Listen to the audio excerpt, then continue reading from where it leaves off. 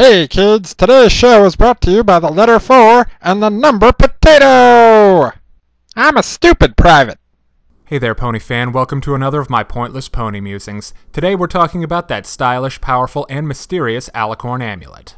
I'm going to try and suss out who made the darn thing and why. I've got a list of 5, technically 6 suspects, but before I name names, let's look at what exactly this dark side bauble actually does. First and foremost, it enhances the magical abilities of the unicorn wearing it. But is that all it can do? Well, we don't really have an answer to that, as we only ever see Trixie wearing the blasted thing, but it seems like it would be most useful to unicorn-type ponies. Making a Pegasus pony a better flyer, or an Earth pony better at, touchy-feely nature. Yeah, is a lot less useful than Trixie's powers were. But I think it's most likely that it wouldn't do anything at all. The amulet also comes with a magical lock. Well, that's an interesting feature. Yeah, whoever made it must have been paranoid, or at least acutely aware of the third and most insidious feature of the amulet.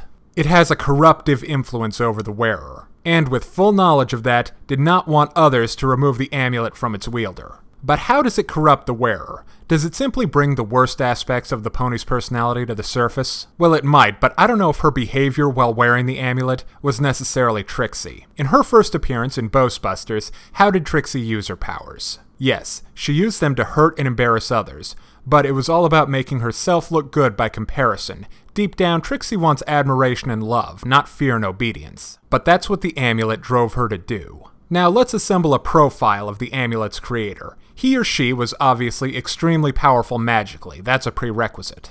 Then they wanted to empower one pony specifically, or if it works as I suspect, one type of pony over the others. And had a full understanding of the amulet's corruptive power, if not engineered that aspect of the amulet deliberately. The magical lock definitely proves that if it was just a power-up, then that wouldn't have been a needed feature. So I conclude that the amulet's creator was very powerful as well as malicious. Now here are the suspects. Princesses Celestia and Luna, King Sombra, Discord, Nightmare Moon, and Star Swirl the Bearded. All these ponies, And Draconequus. have the ability to create the amulet, but not all have a compelling reason to do so. Right out the gate, Celestia and Luna are out of the running. I don't see the Royal Pony Sisters, who basically dedicate themselves to fostering understanding and cooperation between the 3 pony tribes, using such a dangerous implement as the Alicorn Amulet, even as a test. And the magical lock just makes no sense. The next suspect, who also strikes me as equally unlikely, is Star Swirl the Bearded. In Equestria, Star Swirl is a very respected pony. To those few who still remember him. Okay, obscure, but still respected. He was Clover the Clever's mentor, and he has an entire wing of the Canterlot Library dedicated to him. Dude's basically Pony Merlin, the canonical example of a good, kindly wizard. Honestly, the worst you can accuse him of is being a bit of an antisocial curmudgeon, just like Twilight at the start of the series. I think she's more interested in books than friends. Maybe he would have created the amulet as an experiment, but again, the lock is the point where the whole theory falls apart for me. And I don't see a good wizard like Star Swirl just leaving something that dangerous to just fall into the hands... You mean hooves? Hooves of some upstart unicorn with delusions of grandeur. Suspect number 3, Nightmare Moon. This one's okay. I'd agree it's the kind of thing Nightmare Moon would make, and the name would make a certain amount of sense. But why would she?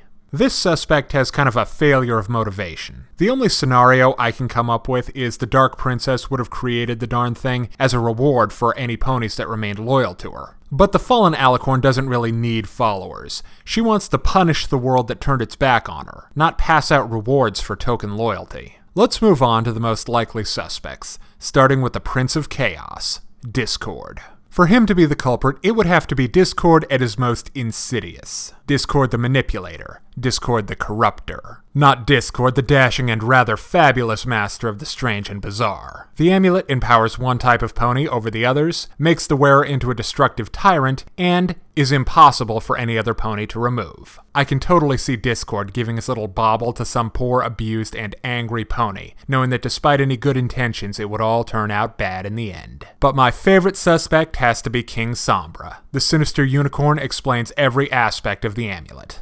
Sombra is an extremely powerful sorcerer, and the only one of the big bads who's from one of the 3 pony subtypes. He's a unicorn who enjoys enslaving the hell out of the crystal ponies. It seems reasonable he would want his most likely unicorn followers to be as powerful as possible. Looking at the behavior Trixie displayed, she wanted to dominate and control the world around her. She's basically a mini Sombra. So the corruption Twilight's book is talking about could actually be a form of brainwashing, making the unicorn wearing the amulet act in line with Sombra's ideas. Then there's the lock. Unlike Discord, Sombra has an empire to run, and he wouldn't want the amulet used by his enemies.